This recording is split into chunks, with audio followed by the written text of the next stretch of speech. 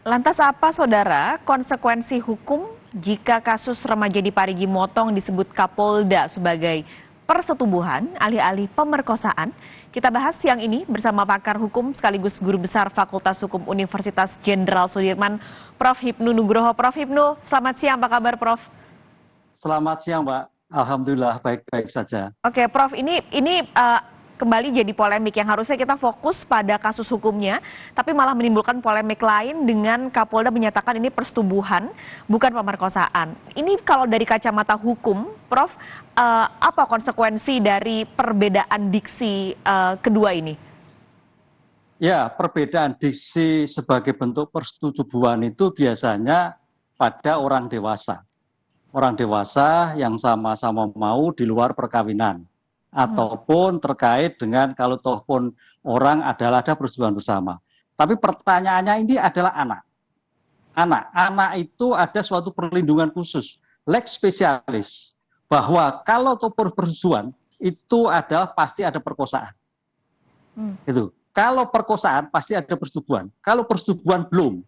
Nah ini yang saya kira harus juga diklarifikasi. Karena terminologi gini Mbak, ini kan tersangkanya kan 11. Ya. 10 lah ya. Pertanyaannya, apakah 10 itu merupakan persetubuhan? Saya kira kok perlu diidentifikasi kasusnya. Kan gitu loh. Mungkin saja satu atau dua itu adalah sebagai persetubuhan. Tapi yang 3, 4, 5 atau 5, 6, 7 itu tampaknya perlu ada suatu penyidikan lebih akurasi. Karena gini, kalau kita lihat perkaranya ini kan suatu informasi awal selama 10 bulan. Dan pelaku kedua, ketiga, 4, 11 itu adalah pelaku yang mendapatkan informasi. Nah, pertanyaannya, apakah si anak ini adalah mau? Belum tentu. Kan gitu loh Mbak. Ini saya kira memang statement persetubuhan itu masih terlalu dangkal karena pelakunya adalah 11. Mungkin ada, tapi juga mungkin ada suatu perkosaan. Karena modus-modus yang dilakukan itu mungkin, loh dengan dia mau kenapa tidak? Lah itu ada suatu pemaksaan. Karena namanya perkosaan ini nanti, tindak pidana anak, itu masuknya adalah tindak pidana kekerasan anak, TPKS. Ini yang mungkin lebih berat ya dari tindak pidana yang diadukan perkosaan 285 ataupun 76 Undang-Undang Perlindungan Anak. Oleh karena itu kalau nanti sampai terbukti kekerasan seksual pada anak dalam Undang-Undang 20 2002 yang terbaru kemarin, itu adalah pidananya diperberat tambah sepertiga. Artinya, kalau nanti terbukti itu persetubuhan ada 15 tahun, ditambah menjadi 20 tahun. Ini saya kira terminologi hukum yang harus dipahami antara persetubuhan dan kekerasan anak. Tapi kita masih terlalu dini untuk melihat itu suatu persetubuhan anak. Kan itu. Karena dalam anak itu ada korelasi loh Mbak.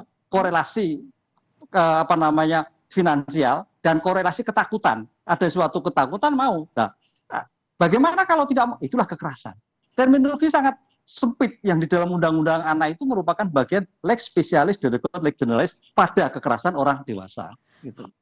Kalau nanti polisi bersikukuh bahwa ini adalah persetubuhan bukan pemerkosaan, berarti ada pengaruh sanksi hukumnya, Prof? Oh iya, artinya pelaku yang lain. Makanya saya katakan, Pak Kapolda mungkin nggak salah, tapi hanya beberapa kasus. Berapa pelaku? Pelakunya kan 10, Mbak. Ya. Pertanyaan apakah 10 itu persetubuhan? Kan tidak, kan gitu kan. Mungkin yang 5 sampai 10 bisa lagi dengan kekerasan. Kita nggak tahu. Jadi jangan digeneralisir. Kalau digeneralisir agak keliru ini. Ini seolah-olah kan Polda menggeneralisir itu persetubuhan. Oh, belum tentu. Belum tentu kan gitu. Oleh karena itu terlalu dini. Ada mungkin 1, 2, 3 tersangka, tapi yang lain kelihatannya masih perlu pendalaman karena rentang waktu 10 bulan loh, Mbak. Berarti ada kemungkinan nanti dari tersangka satu dan yang lainnya ada perbedaan pasal. Karena tadi mungkin Prof bilang ada yang persetubuhan, ada yang pemerkosaan, itu nanti mungkin ada perbedaan-perbedaan pasal yang menjeratnya. Ya, ini kan tindakan ini kan bukan suatu tindakan penyertaan, kan 5, tapi dari 10 itu berdiri sendiri semua. Nah, berdiri sendiri itu tingkatannya berbeda-beda. Bagaimana persetubuhannya ataukah perkosaan. Dan tempatnya berbeda. Oleh karena itu, kalau nanti Polda Sulawesi Tengah itu bisa mengidentifikasi mana yang persetubuhan, mana tidak, nanti akibat hukumnya akan berbeda. Itu loh. Akibat berbeda. Kalau memang persetubuhan, ya paling tidak maksimal 15 tahun. Kan gitu. Tapi kalau dengan kekerasan apalagi dikaitkan dengan undang-undang kekerasan seksual anak, pasal 4 ayat 2 itu adalah ditambah sepertiga. 20 tahun. Atau lagi ditambah lagi misalkan undang-undang PP Kebiri, Mbak. Kebiri 2322. Nah, ini suatu saya kira memberikan efek jerak ke depan terhadap pelaku-pelaku seperti itu. Oke, berarti kalau sebenarnya dengan sanksi 15 sampai 20 tahun ini tidak membuat cukup jera, Prof, untuk para pelaku? Tampaknya kalau kita melihat kondisi empiris sekarang ini, ada di beberapa tempat kejahatan-kejahatan yang terhadap anak. Bahkan di tempat-tempat tertentu kaitannya pendidikan pun anak. Oleh karena itu dari kasus ini tampaknya penegak hukum, yaitu penegak hukum nanti pengadilan harus memberikan suatu putusan pemidana yang betul-betul retributif, yaitu pembalasan, restriktif pembalasan, bukan lagi pembinaan, karena ini orang dewasa. Kasihan korban. Kenapa undang-undang anak itu memberikan suatu perlindungan khusus sampai pidana maksimal 20 tahun pemberatan adalah jangan sampai anak ini menjadikan trauma. Anak ini adalah sebagai calon-calon generasi muda. Sehingga kalau sampai di mudanya hancur, bagaimana harapan depan bangsa negara kita? Arahnya kan gitu, spiritnya, Mbak. Kalau hukuman pengkebirian tadi apakah bisa diterapkan jika pasalnya adalah soal persetubuhan? Atau hanya ketika pasalnya pemerkosaan saja, Prof? Ya, maka tadi kita bedakan. Dari 10 itu, mana yang persetubuhan, mana yang terkait perkosaan. Kan itu kan. Kan kita tidak tahu kan. Tapi tidak mungkin lah masuk 10-nya persetubuhan. Kan itu kan. Ada tindakan-tindakan kekerasan yang dilakukan yang mungkin tidak mau persetubuhan, lalu melakukan kekerasan. Ini kan bisa jadi. Karena logikanya gini, Mbak. Ini kan kalau kita lihat modusnya kan informasi dari rekan. Informasi jere kalau orang Jawa bilang gitu kan. Nah, ketika jere itu menemu pada anak yang bersangkutan tidak mau, ya mau tidak mau kan kekerasan. Sehingga pengancaman. Jadi kekerasan itu bisa verbal non verbal, Mbak. Kekerasan itu. Jadi jangan diartikan perkosaan seperti 85, enggak. Kan begitu. Ini yang harus kita perhatikan. Makanya di dalam perkosaan istilah kekerasan dalam anak itu merupakan spesialis di luar dari KUHP. Nah, mudah-mudahan Polda Sulawesi Tengah bisa menemukan dari 10 itu 5 yang terkait dengan perkosaan kekerasan seksual. Itu baru oke. Ini kalau penerapan kebiri ini apakah sudah pernah ada kasus di Indonesia yang dilakukan juga untuk pasal ini, Prof? Ya, kalau kita lihat kebiri ini kan timbul kan dari ke Pengadilan Negeri Jawa Timur lah.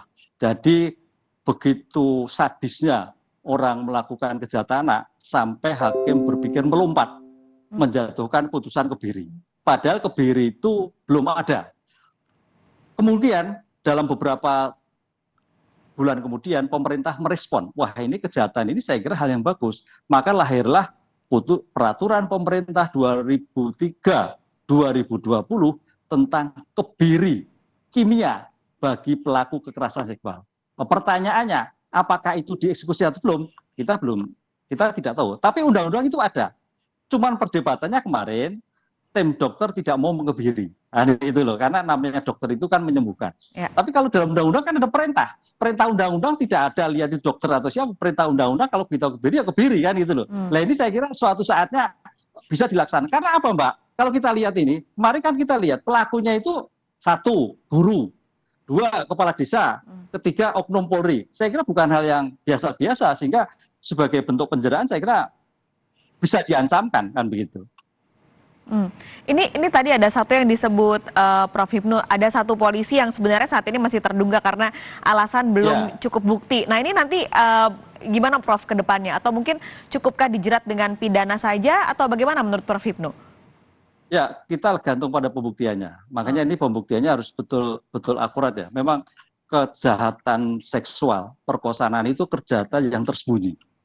Buktinya memang agak sulit gampang, kan itulah. Oleh karena itu, saya kira Polda Sulawesi Tengah harus ya transparan, kan itu kan. Sehingga jangan sampai ditutup-tutupi, kan itu. Sehingga dengan IT, Scientific Crime Investigation, pendekatan psikologi saya kira akan terbuka. Kalau memang tidak terbukti ya tidak, tapi kalau iya, lah itu putusannya harus lebih berat.